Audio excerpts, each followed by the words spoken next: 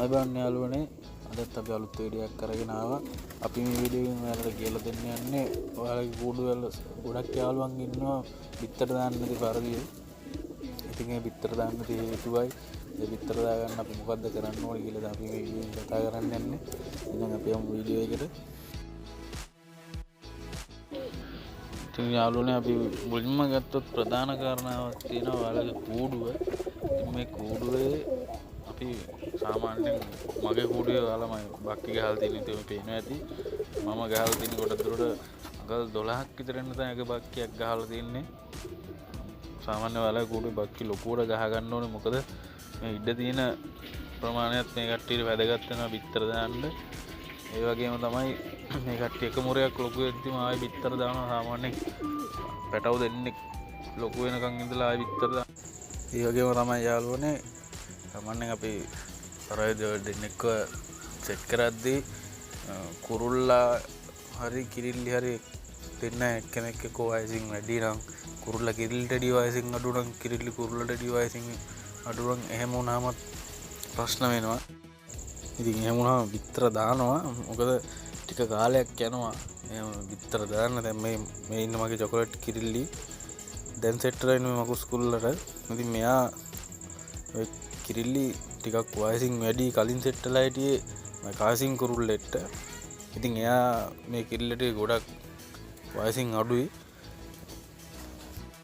ඒ වුණාට දැන් ඒ කිරිල්ලි බිත්තර දාලා තියෙනවා. මොකද දැන් ඒ කුරුල්ලත් එංගම වයසේ වගේ තමයි සෙට් වෙලා තියෙන්නේ. ඉතින් ඒ විදිහට බැලුවොත් බිත්තර දාන එක පරක් වෙන්න ඔය වයස් සීමාවත් බලපානවා.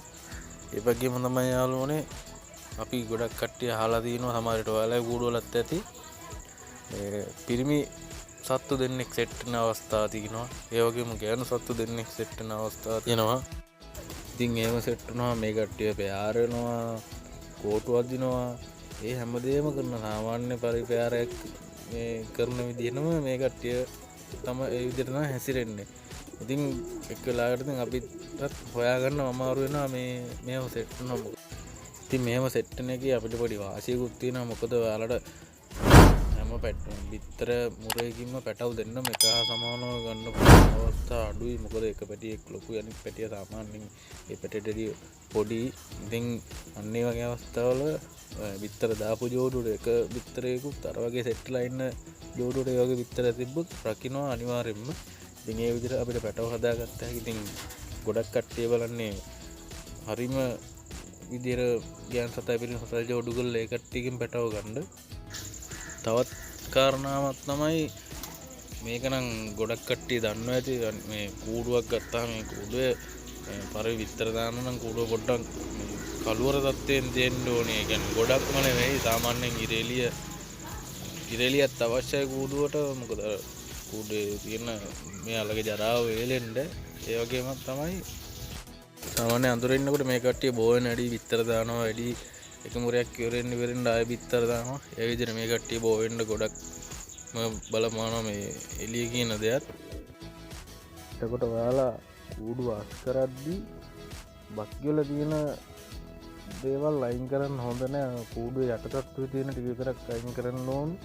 මොකද මේ බක්ගිය දැන් අපි සාමාන්‍යයෙන් මෙයාලා දෙන්නේ සෙට් වුණාම ඒ කට්ටියට අනිවාර්යෙන් කිරි හට්ටියක් හරි මොකක් හරි භාජනයක් තියෙනවා බිත්තර දාන්න. ඒ කට්ටිය ඒකට තමයි කෝටු ඇදලා ඒවන් මේ කට්ටියගේ මල පාවලින් ආවරණය වෙලා ඒක නිකම්ම මේ අමුතු විදිහේ කූඩුවක් හැදෙනවා ඒ කට්ටියට. ඉතින් ඒවා අයින් කරන්න එපා. මම නම් අයින් කරන්නේ අයින් කරන්නත් එපා. ඒ විදිහට තියෙද්දි අනිවාර්යෙන්ම බිත්තර දානවා. සත්තු බෝ වෙනවා ගොඩක් දුරට. එතකොට ඔයාලා පරිවන්ට මෝරු ගුලි විටමින් පැති ඒ වගේම බීකෝ පැති ඒ වගේ දේවල් ලබා දෙන්න. ඒවා ගොඩක් හොඳයි මේ කට්ටියට. ඒ වගේම තමයි යාළුවනේ ඔයා අලුතෙන් පරයි හදන කියනනම් ඔයා කූඩුව අලුතෙන් ගහලා ඒකට අලුත් පරයි සෙට් එකක් ගෙනත් දැම්ම කියන්නකෝ. ඒ දාපු ගමන් මේ කට්ටිය ගෙන් පැටව ගන්න බෑ. බිත්තර දාන්නේ නැහැ මේ කට්ටිය එකපාරටම. ඉතින් කොහොමදත් ටික කාලයක් යනවා මේ කට්ටිය කූඩුවට හුරු වෙන්න ඕන ඉස්සෙල්ලාම. එහෙම හුරු වෙලා තමයි මේ කට්ටිය බිත්තර දාන්නේ. ඒ කරුණුත් වැදගත් වෙනවා. ඉතින් යාළුවනේ ඔයාලත් මම අර කලින් කියපු කාරණු ටිකත් කරලා ඒ විදිහට කරලා බලන්න. අනිවාර්යෙන් ඔයාලගේ බිත්තර දාන්න සත්තු බිත්තර දායි. ඉතින් DTSL අපිට කියන්න තියන්නේ අද වීඩියෝ එකෙන් ওই කාරණාව තමයි. එහෙනම් යාළුවනේ අපි ගිහින් අඩුපාඩු තියෙනවා නම් කියන්න. මොකද මේ ෆෝන් එකකින් මේ එඩිට් කරන ගමන් තමයි මේ කඩ ගවන්නේ.